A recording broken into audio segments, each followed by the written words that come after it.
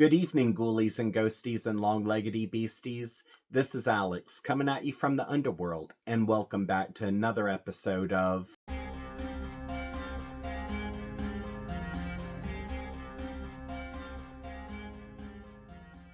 This weekend, I've returned to my extensive TBR, and I selected the infamous psychological cult classic, Let's Go Play at the Atoms by Mendal W. Johnson, which this is a part of the Paperbacks from Hell series that was released by Valancourt Books. Now, at this point, this is the third Paperbacks from Hell book that I've read, and so far I have not been disappointed.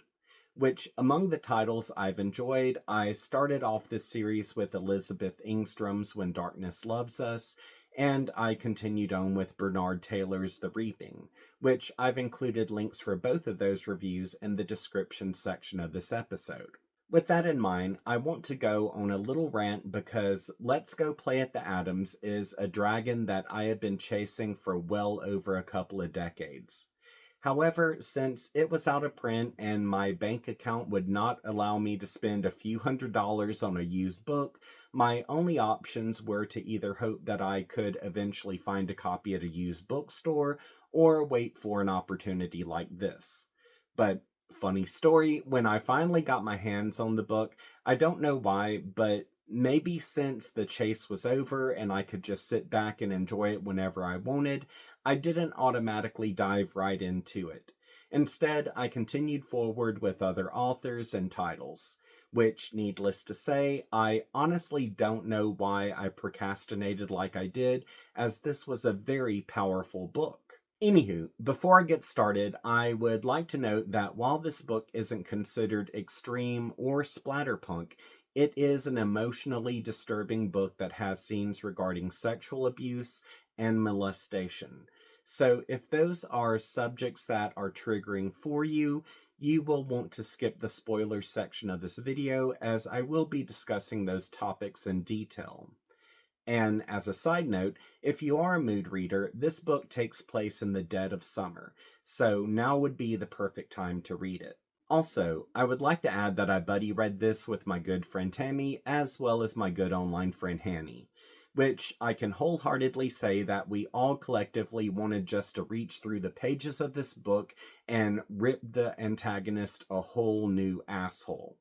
And while two of us liked the book, and one of us thought that it was simply okay, as always, we had great discussions about plot, character, and some of the liberties that the author took. So if any of you are watching, thank you for buddy reading this with me, as I had a great time. Now, without me rambling on any further, let's cut to the chase and see what kind of sadistic games the Freedom 5 have in store to play with Barbara.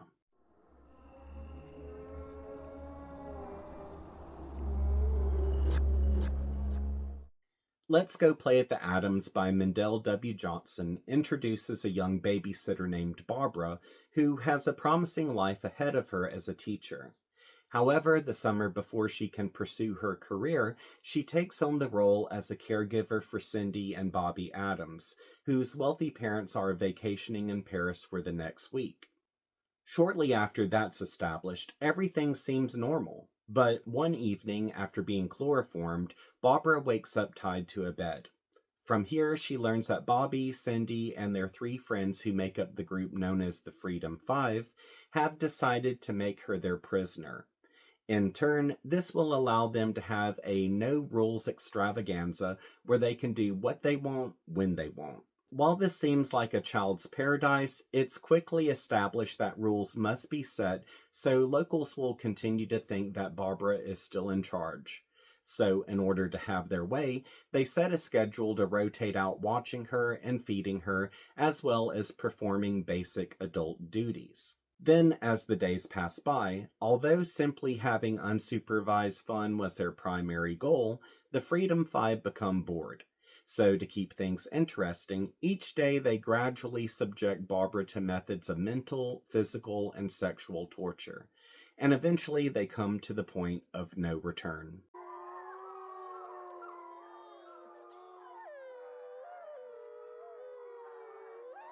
Let's Go Play at the Atoms by Mendal W. Johnson was published in 1974, and until it went out of print in 1988, it had been published in 17 editions.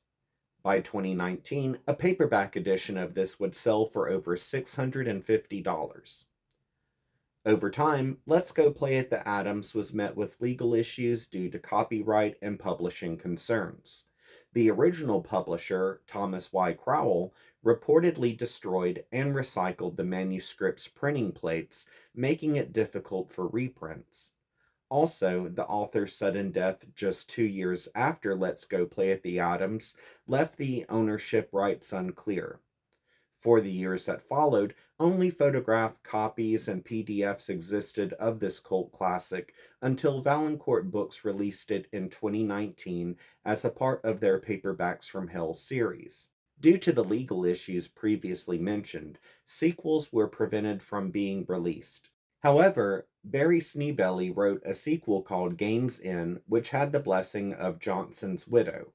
Unfortunately, Games In was never officially published except through the author's website, which is currently non-existent.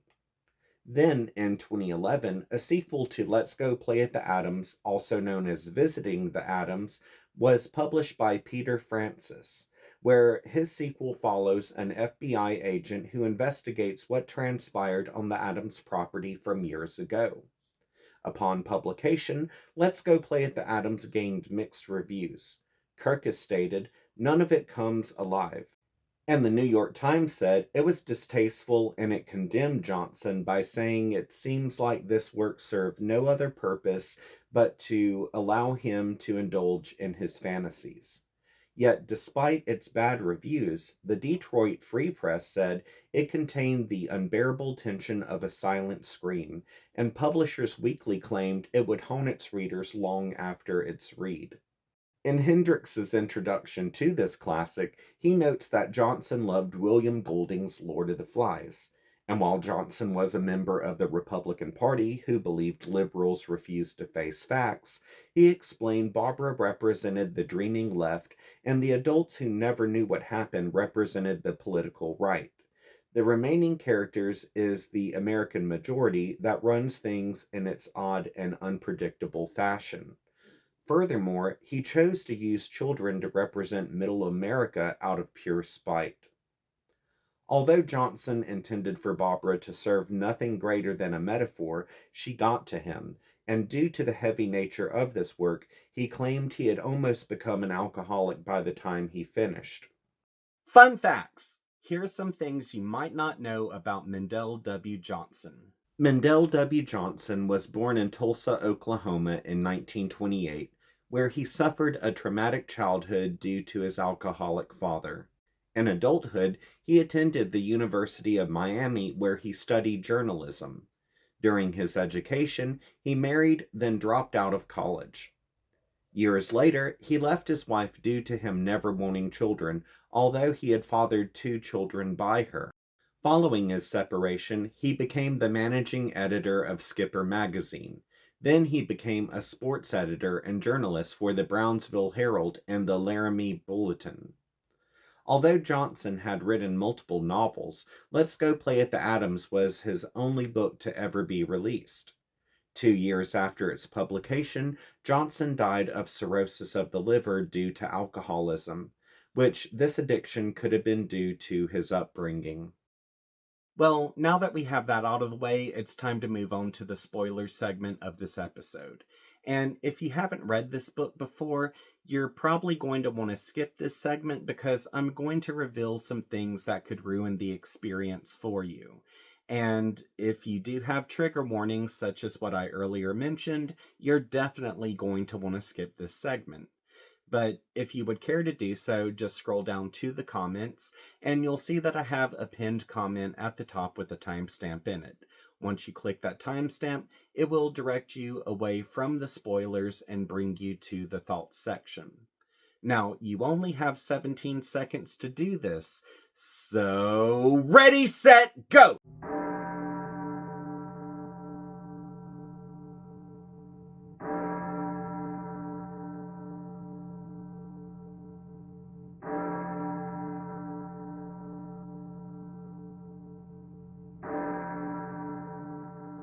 Since everyone's had the opportunity to click away, I would like to talk about a few moments that were absolutely heartbreaking.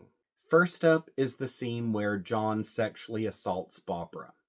So, leading up to this, when it came time for John to watch Barbara, she took into consideration that since he was the oldest of the Freedom Five, there was a chance if she acted nice to him, he would loosen her ropes.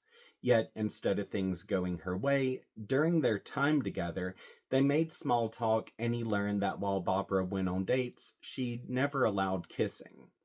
From here, he asked if he could kiss her, and when she said no, he came to the realization that he could do anything he wanted to her, and there was nothing that she could do about it. But rather than attack her at that particular moment, he let her be. However, the next morning, Diane cut Barbara's nightgown away and left her exposed and naked, which, the night before this occurred, Cindy had explained to Barbara that this would happen as a form of initiation. Following that, when it came Diane's turn to watch Barbara, during her shift, she and Barbara briefly spoke where Diane revealed the Freedom Five had voted to have her stripped down.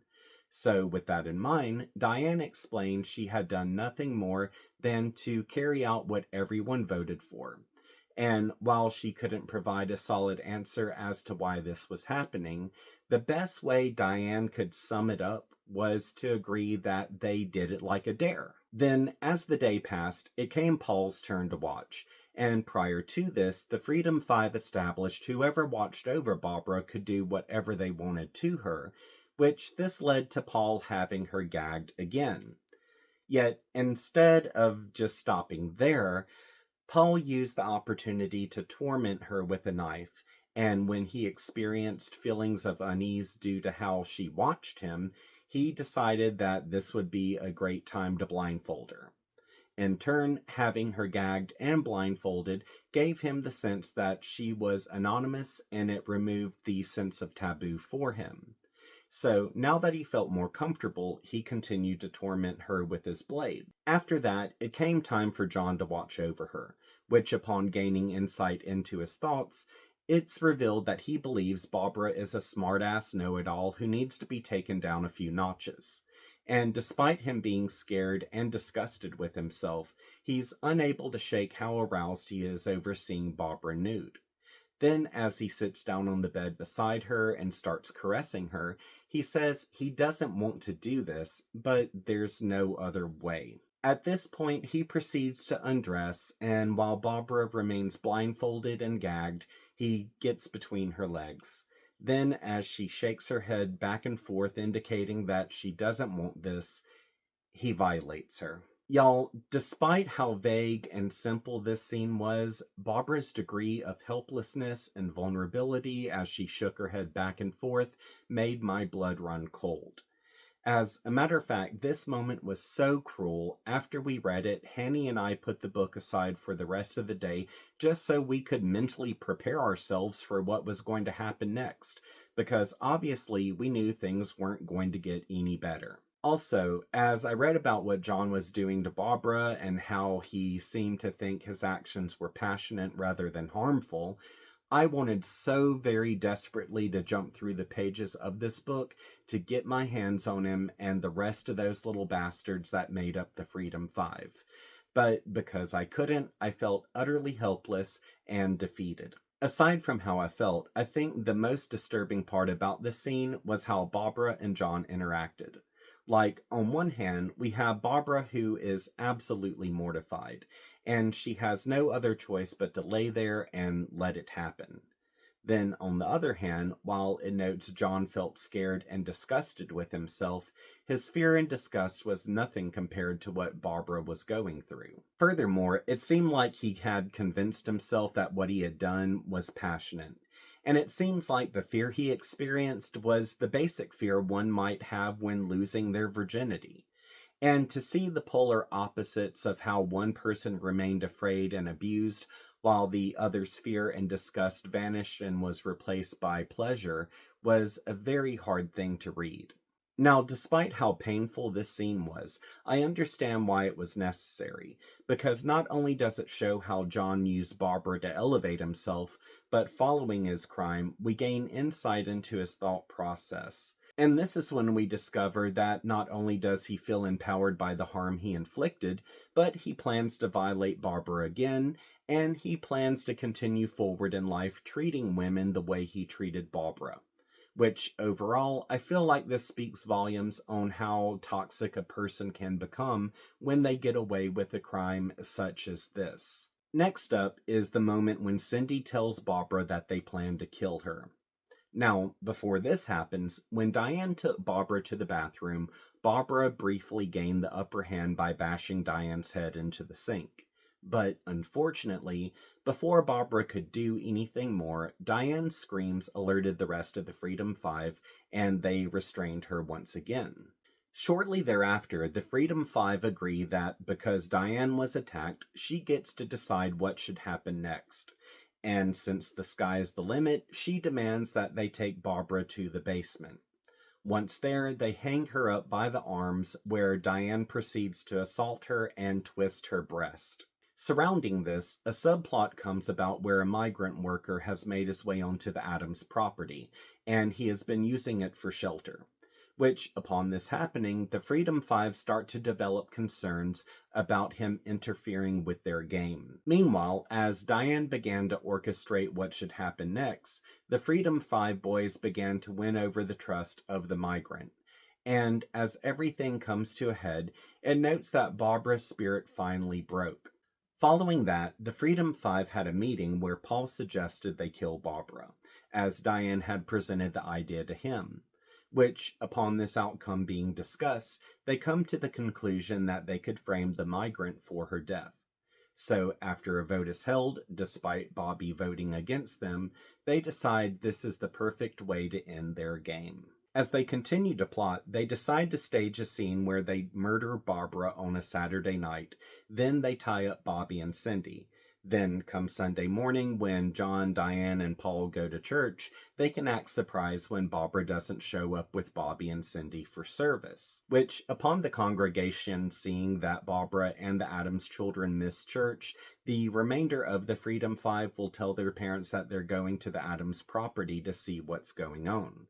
Then, so they can come out smelling like roses, they plan to tell everyone that upon investigating, they found where the migrant had killed Barbara and had tied up Bobby and Cindy. And so this innocent man can't testify against them, they plan to kill him and claim self-defense. Which, in order to make this more believable, they rid the house of their fingerprints and they trick the migrant picker into going inside the Adams house to touch everything. So, once the Freedom Five decides on this plan, when it comes Cindy's turn to watch Barbara, Cindy gives her a sandwich and she and Barbara have a question and answer session about what's going on.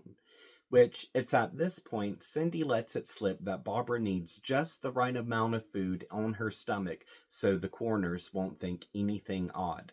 Then, when Barbara asks what coroners have to do with this, Cindy explains they plan to kill her and they have to make everything look okay beforehand. Which, upon this revelation, Barbara can't do anything more than simply scream.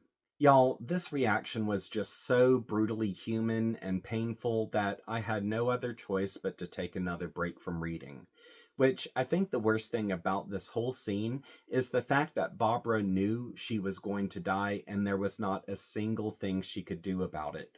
Also, by how her reaction was described, where all she could do was scream, I felt like my entire system was jarred, where I realized my entire body had gone rigid and cold. Like, just the level of helplessness and hopelessness that's depicted here, it's so gut-wrenching that I was actually afraid of how much worse this could possibly get. And the thing is, up until this point, I still had a fraction of hope that someone would save Barbara. However, something about Barbara's scream let me know this was a completely hopeless circumstance, and regardless if the Freedom Five would get away with this or not, I knew Barbara would in fact die a horrible death. And last is the end scene. Now, before this goes down, Barbara has gone from being a strong standing individual to someone wishing that she was dead. And as time ticked closer to her death, the Freedom Five relocated her to the nearby abandoned tenant house where Bobby showed her a little bit of mercy.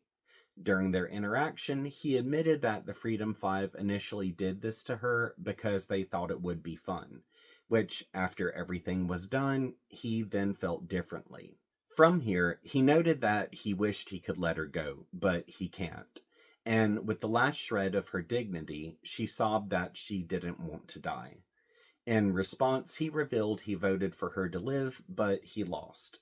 Then, upon her asking who was more important, her or them, Bobby chose them. Later that night, while Bobby patrolled about the property, John sexually assaulted Barbara again. And it's at this time she realized he was the only one to ever enter her body. Then, as she remained helpless, she contemplated how much promise, life, and time is being robbed from her. After that, John hugged her and kissed her and admitted the game went too far. Then, when she tried to reason he could release her, he said he couldn't, which this caused her to bring to his attention that he could, but he won't. Then, after his shift ended, Diane came to clean her, and upon doing so, she treated Barbara with care. Which, during this time, it's revealed that Barbara still hadn't accepted the fact that she's going to die. And when she asked why they're going to kill her, Diane explained because somebody had to win and somebody had to lose in the game. Furthermore, Diane elaborated that they didn't make up the game, as everyone has been doing it, and it's nothing new at all. It's all a game of killing people, and people kill people. Also, when she asked Diane why she hates her, Diane said that the Freedom Five all really liked her and John was in love with her. Furthermore, she added that because they thought she was pretty, they planned to make her death as pretty as possible. Adding on to that, Diane explained although they liked her, they also hated her because she made everything bad with her lovey-dovey talk, and that's not how reality really is. At this point, after Barbara tried to reason, she came to the conclusion that if she lived, she would hate Diane for the rest of her life, and she would hate everything. To which Diane agreed and said that is why she had to die. Following this interaction, the Freedom Five pay the picker to clean the Adams house so his fingerprints would be everywhere. And once he leaves, they hustle Barbara outside the tenant house in a sleeping bag, where they tie her spread eagle to a gate door that had blown down during a storm. Shortly after getting her in place, they go to retrieve the living room poker from a lit barbecue grill that they earlier had the picker bring down. And with work gloves on, Paul indulges in his foot fetish, where he places the hot poker to the bottom of Barbara's feet. From here, it burns through flesh so that when he pulls it back, nothing but black flesh comes with it. Then, while she's screaming bloody murder and praying for the end, they return the poker to the fire and she prays for everything just to simply end. Next up, while she's still conscious and aware of what's happening, Paul retrieves the reheated poker and shoves it up her. After he pulls it out, John continues the torture by applying the hot poker to her breast. Once he's finished, the rest of the Freedom Five take their turns burning her. Then, upon the pain being so great that Barbara stopped reacting, they put a rope around her neck and twisted it with a piece of wood. And as they choke her to death, she stares at them, which, upon following her death, the Freedom Five weep out of love. If there were ever a moment that killed my soul, it was this. Like, while all of the emotion that Barbara expressed prior to her death was pitiful, the most heartbreaking part of this was to see how such a young woman with a whole life ahead of her had all of that snuffed out. Also, as I read this, I had so many emotions hit me, such as while Barbara laid there being tortured to death and all she could do was wish for the end, I hurt for her. But at the same time, I hated the Freedom Five, and as fucked up as this is to say, my rage was so great towards them that I wanted to see them suffer for the rest of their existence. On top of that, I felt absolutely helpless as I desperately wanted to intervene, but as a reader, there was not a single thing I could do. Aside from that, while some might feel like this end scene could have been more graphic, I'm glad that it wasn't because I feel like it would have been unnecessary, and I feel like it would have become nothing more than exploitative torture porn. Also, I had already hurt for Barbara enough, and I didn't care to see anything worse. Then, as I continued to read and I found out all of the little shits got away with everything, I felt nothing but pure anger and disgust. Like there was no justice, no redemption, just hopelessness with these little monsters who will go on to become a part of society while maintaining the potential to destroy more lives. And what truly drove the final nail in the coffin was the epilogue, as we see how Barbara's loved ones are affected by her death, such as her parents went on living simply because they felt like they had no other choice but to continue forward. Her boyfriend was left feeling shocked, and her friend Terry mourned greatly over her death. But the saddest thing about everyone's reaction is the fact that Terry thinks, I knew goodness, and now goodness is gone out of the world. Adding on to that, I found it interesting how the author took everything a step further and he brought attention to how a crime of this magnitude was so brutal that it tainted the property belonging to the Addams family. And it caused the land to resonate a negative energy for those who ventured on to it. Which this aspect spoke to me as well because I've visited places where horrific crimes have occurred. And upon doing so, I notice where some of these places have a negative feel to them. So I really like how the author included this extra layer to the horror that transpired, because overall it made the circumstance feel all the more real.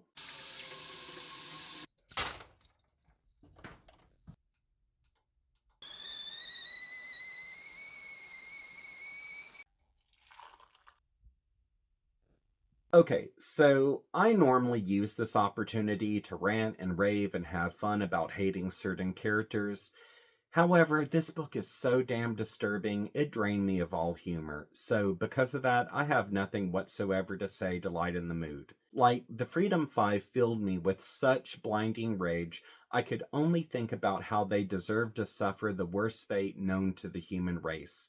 But seeing how they all got away with everything, I'm gonna go out on a limb and assume that they continued forward enjoying the life that they had robbed Barbara of. Which not only does that outcome rub salt in the wounds, but it brings into perspective how the good die young but assholes live forever. Which, the more I think about it, the more I get pissed, because even though the Freedom Five justified their actions in their own sick and twisted way, nothing about what they did was called for. Nor was it fair that they got away with killing two people while destroying the lives of everyone who loved Barbara. So, in this sense, the author did a great job of showing how the damage that they caused wasn't just isolated. Instead, their actions indirectly harmed others. Let's Go Play at the Atoms is a feel bad book that is constructed with such a deep level of despair that it would make just about any reader's heart bleed.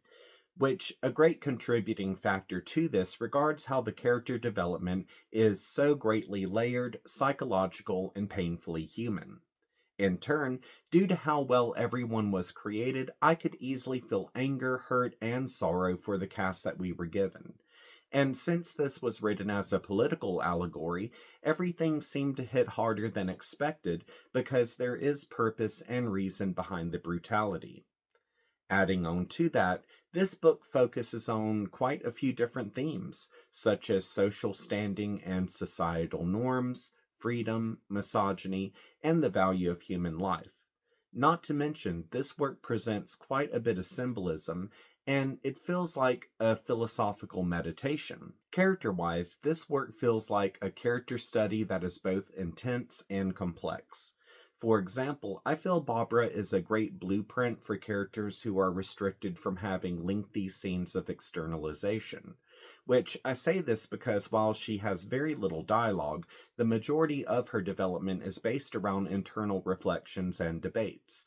And because of the insight I gained into her thought process, she was someone who I not only could sympathize with, but she was someone who seemed too pure for this world. So obviously, with these characteristics and approach established, everything felt so much more devastating. And I think had we not gained this context, the impact of the story would not have been as great. Aside from how well Barbara was humanized, a few chapters in, I realized her name sounded like it belonged in an older decade compared to the time frame we were given. And while at first I shrugged it off, after the Freedom Five began to treat her like a doll rather than a human, I eventually remembered the name Barbara inspired the Barbie doll. So, with that in mind, I feel like her metaphoric name is very suitable for how people who have suffered abuse are stripped of their human qualities and reduced down to being equal to an inanimate object. And as we discussed this, Hanny brought to my attention that the name Barbara has Greek origins that means beautiful stranger. Then, after finishing my read, a whole other world was opened up after I discovered she was a political representation. Now, as far as the antagonists are concerned, in the long run, the author created a group of unredeemable monsters with the Freedom Five. And due to how he was able to string their decisions along, at first I thought at the very least one, if not a couple of them, such as Bobby and Cindy, could redeem themselves. Which I say them because it seemed like they were too young to actually comprehend that things could go this far. However, as their choices got progressively worse, by the time the book ended, the only emotion I felt for these children was just absolute pure hatred, because their sadism was so strong they practically lost all traces of humanity. Nonetheless, even with that said, the majority of the Freedom Five are very complex. For example, despite their brutality, we see glimpses of compassion in each of them except for Paul. But sadly, their moments of tenderness is so shortly lived they are practically insignificant compared to what they did to Barbara. Which, among the Freedom Five, I feel like each group member represented a different level of negative human behavior. Like at the top of the list, we have Paul and Diane, who feel like equal sociopaths, where they only care about what affects them. Then we have John, who seems like as long as things go his way, he won't resort to forceful actions to achieve self-gratification, which eventually his personality type leads to him developing more toxic male traits.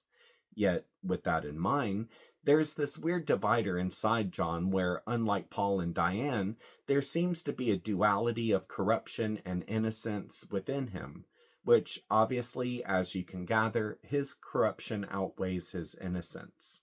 Then there's Cindy and Bobby, where in Cindy's case, she feels like she has the personality type of a follower, which a good example of this is seen when she hits Barbara.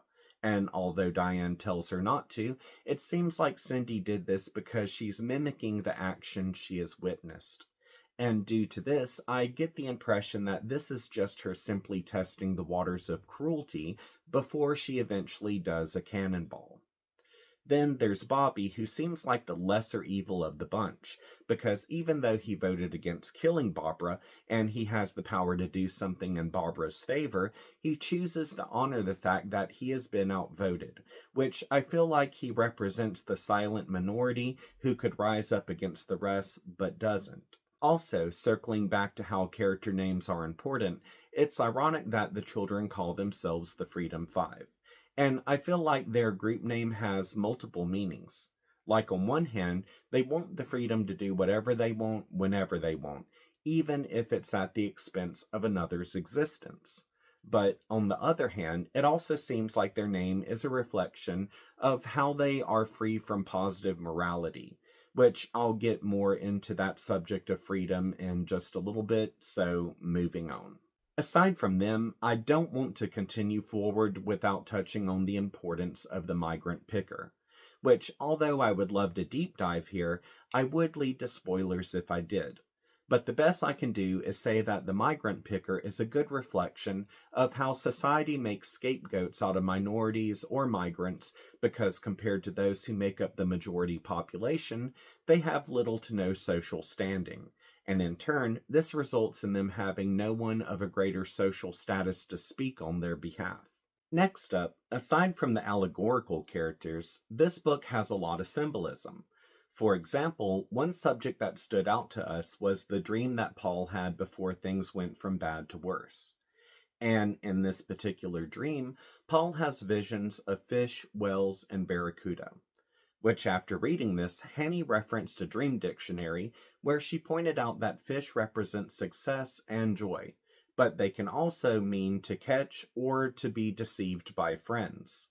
Also, as I searched around online, I found that whales signify power, leadership, and strength, whereas barracuda signify hidden dangers, predatory instinct, and aggression. On top of that, fish can represent the hidden or unknown parts of one's mind, which, in one way or another, every single one of these symbols are relevant among the protagonist and antagonist. As far as philosophy and philosophical questions are concerned, this work presents a lot of food for thought. For example, the majority of Barbara's page time is internalized, and while she's being held prisoner by the Freedom Five, at one point she ponders if the Freedom Five was born bad or not. With this in mind, she then questions if they were born bad, then who wasn't born naturally bad?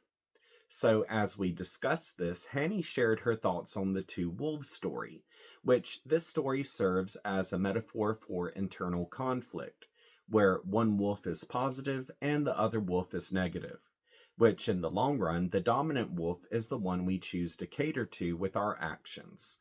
And with that said, the majority of the Freedom Five at one point seem to have this strange duality of innocence and depravity.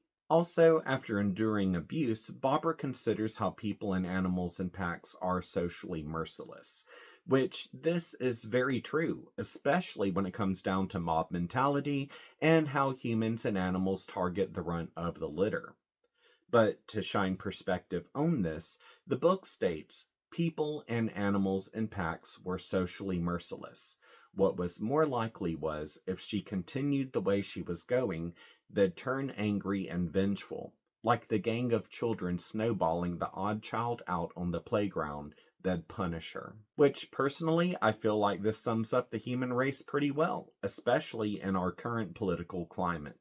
Other than that, one of the many quotes that stood out to me was "age and knowledge corrode," which, in my opinion, there's a lot of truth to that statement, especially since as children we tend to wear rose-tinted glasses. Then, after having those glasses removed as adults, there's no return to innocence. Also, this really brings into perspective how over time innocence can be corrupted by power, the wrong kind of freedom, or just life simply beating a person down. Another quote that had strong impact on me was when Barbara realized that innocence is the most frightening sight of all.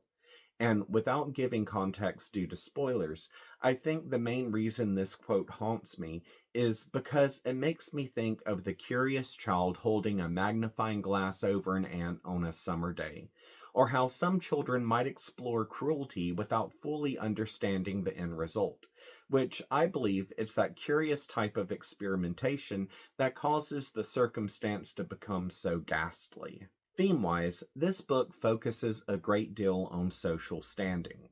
For example, Hanny pointed out how the author put an emphasis on how church is used to elevate one's status among the community and how it serves as a social gathering, which in the beginning, it's noted the Addams family went to church to show face. And even though they aren't godly people due to what they contributed to the church, it put them in good standing and it established where they fit in on the social ladder. Then later on, church is used at the conclusion of the novel for the community to become aware of there being something wrong at the Addams property, which I wish I could elaborate a little bit more here, but I can't. Also, due to the way everything concludes, it shows how those who are accepted by society or related to those who have a good social standing will be believed or assisted rather than being dismissed or questioned.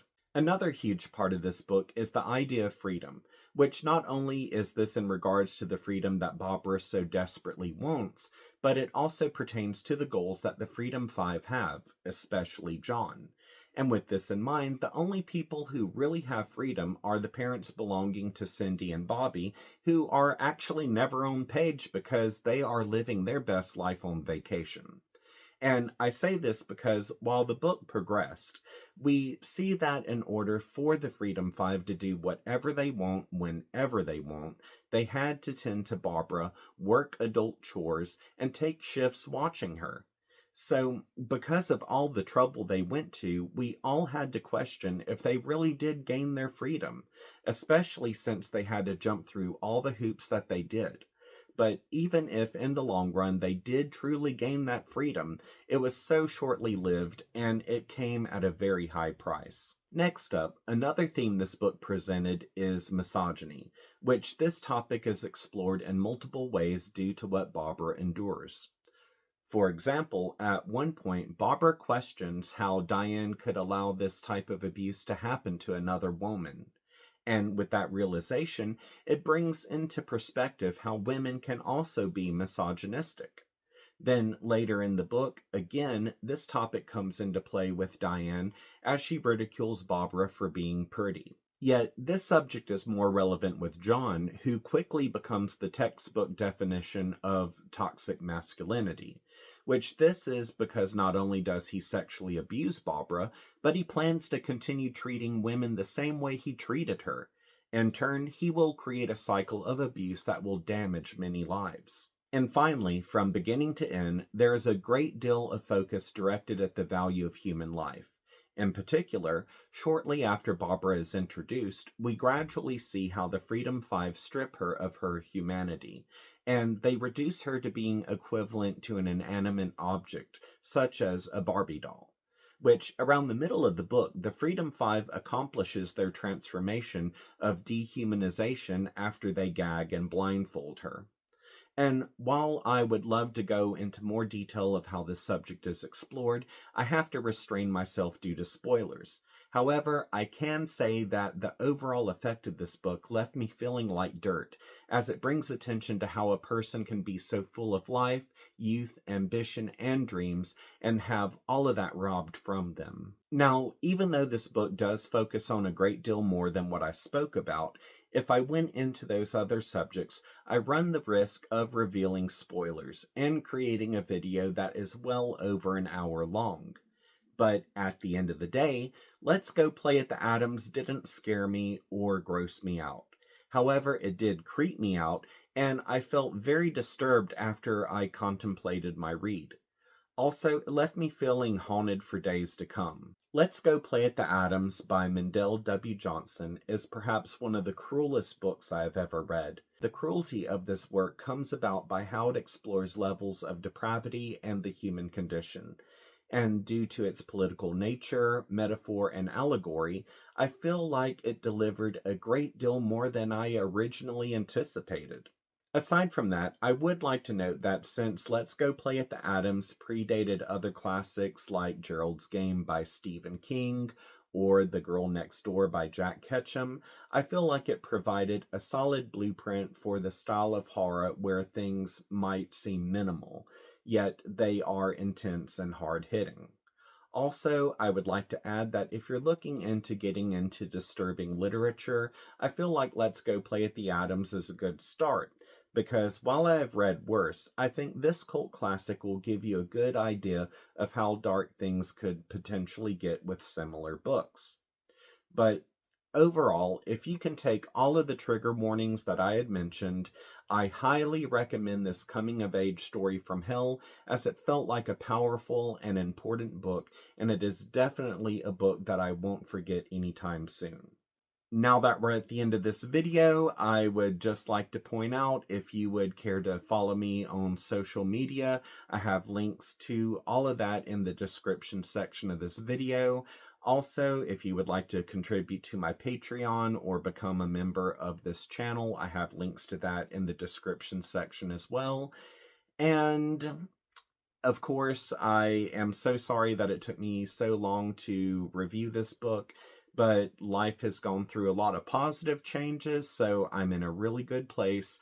However, as many of you know, Carrie and I did lose our elder cat named Jack, and we really do appreciate all of the kind words that were said. But thank y'all also very much for just giving us positive vibes, love, and prayers. It meant so very much just through that hard time. But we are in a good place, so don't worry. I do have another book review that I'm wrapping up right now. This one is for Baby Teeth by Zoja Stage, and that was a book that was absolutely just insane as hell. So I can't wait to do the video for that. But without me rambling on, I hope that you enjoyed this review, and I hope you have a great week and sweet nightmares.